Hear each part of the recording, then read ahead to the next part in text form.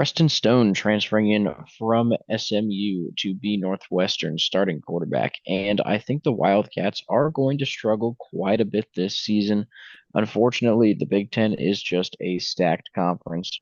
And despite returning about half of their starters from last season on the defense, I still think that they're going to struggle to slow down some of these Big Ten offenses.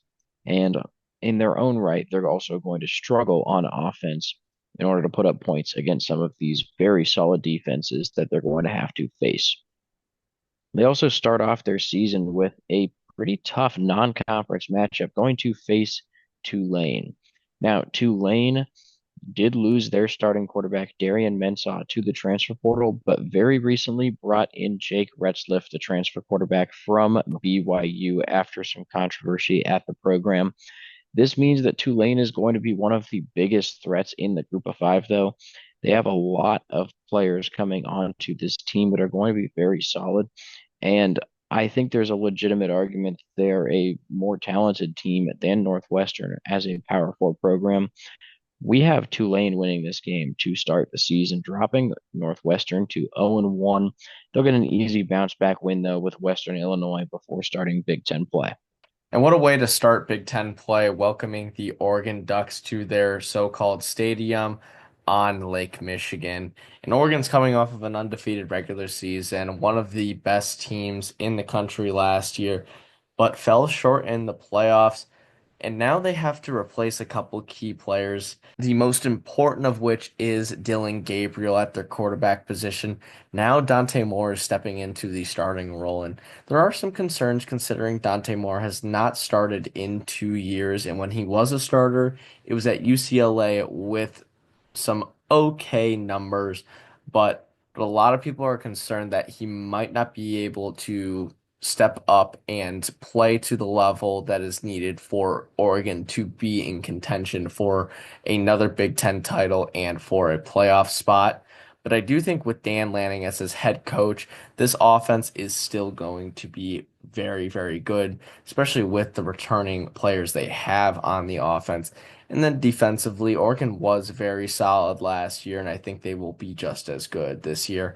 It is a bit of a long road trip, but it's early enough in the year that it won't be freezing cold on the lakefront. So Northwestern will not have that much of a home field advantage, and the Ducks should get a pretty easy win here, dropping Northwestern to 1-2 before their bye week in week 4.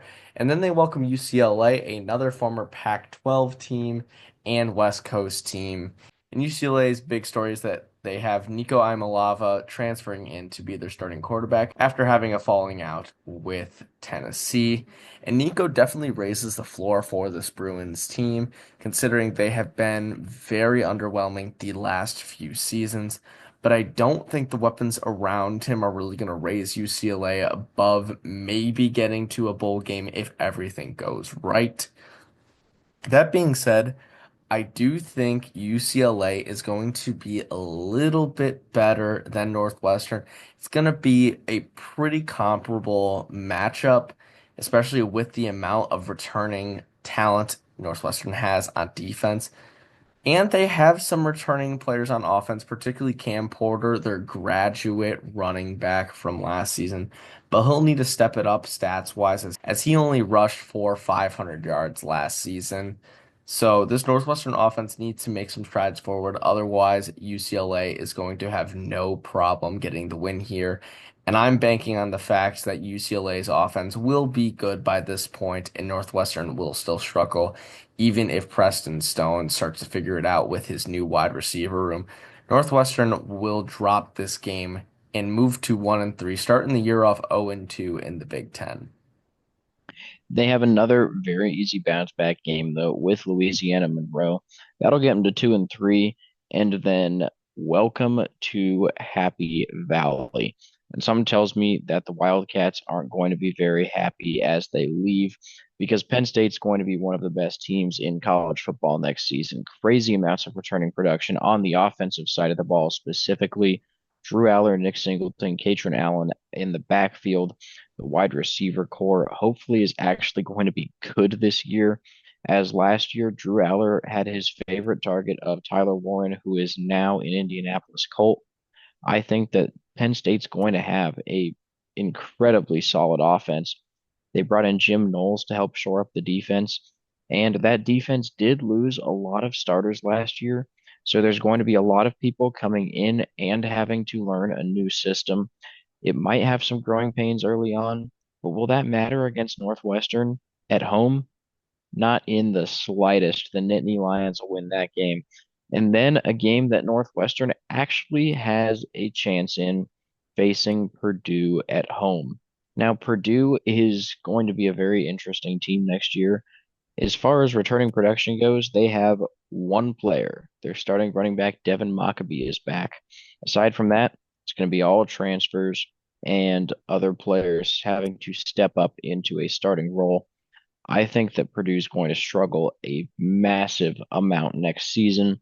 And against Northwestern, I actually think that the Wildcats are going to be able to pull this one out at their semi home and move to 3-4. They got a tough road trip the following week, though, against Nebraska.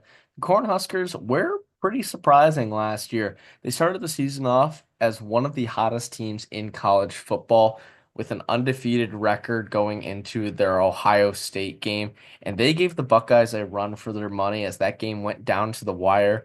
And that comes on the back of their defense being so solid last year. And while they did lose a couple guys during this offseason, I think they will still be just as solid. And then offensively, you have Dylan Raiola returning, and he continues to get better each and every year. He still has a pretty solid receiving core. But the biggest addition for this Nebraska team is a new offensive line made of seniors and graduates transferring in to protect Dylan Raiola after he was sacked quite a bit last year. I think that'll be the difference in making Nebraska a little bit more competitive. They should get the win here. I wouldn't put it past the Cornhuskers to lose this game, though, as they have grown accustomed to dropping a game against some lesser opponents. Last year, it was UCLA. Maybe it can be Northwestern this season, but I really don't think it would be unless Preston Stone plays out of his mind like he did earlier on last season as an SMU Mustang.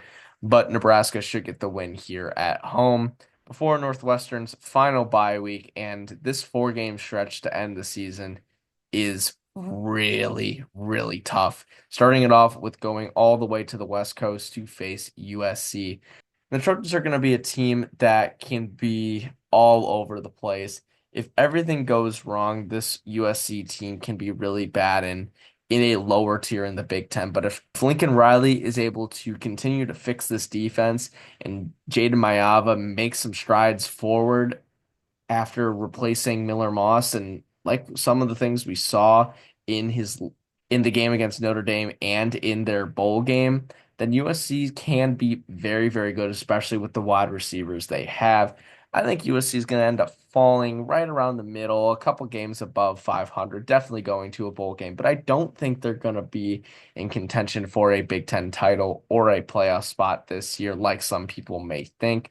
But against Northwestern with such a long road trip, they should be the better team here, especially with those wide receiver weapons, Jacoby Long and Malachi Lemon, who are both really talented wide receivers with high upsides in the upcoming NFL draft. So USC definitely has a lot of potential this season, but they won't need the potential to beat Northwestern. They are just the better team in every way. Northwestern drops to 3-6. And then as the cold weather moves in off of the lake, Northwestern's going to move their stadium as well. They're going to play these last two home games at Wrigley Field.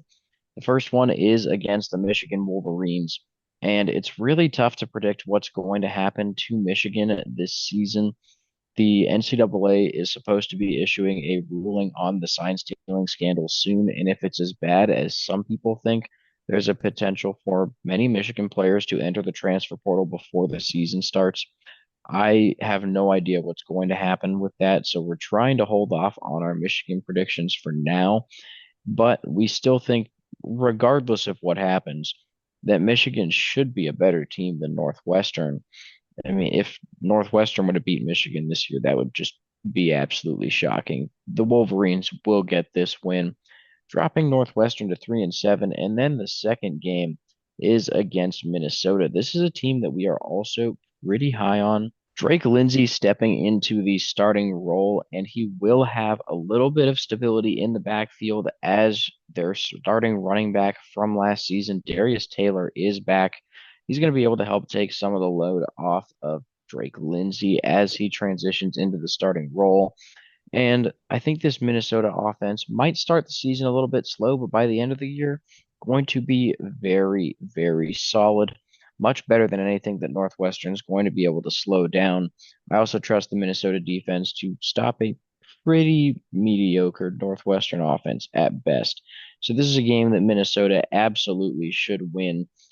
Minnesota is a team that we think has some potential to, I don't know if I'd say a dark horse in the Big Ten, but just the tier below that.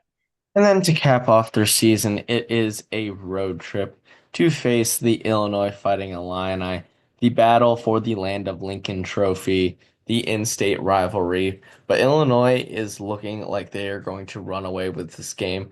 A lot of people predicting Illinois to be a college football playoff team this season, pulling off a similar season to Indiana last year, especially with the return of starting quarterback Luke Altmaier. Overall, this Illinois team is going to be very, very solid with so much returning production. One of the most returning production in college football, actually.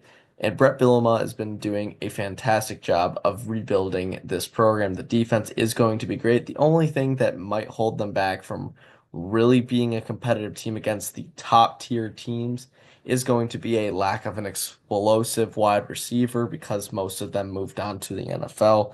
But overall, this Illinois team is going to be very, very good. And I wouldn't be surprised if they ended up making the playoffs, especially if they were to pull off a big upset during their season. But against Northwestern, I really don't see how the Wildcats can pull off a win here, other than a really shocking upset in a rivalry game, which can happen. But Illinois looks to be firmly in control of this game.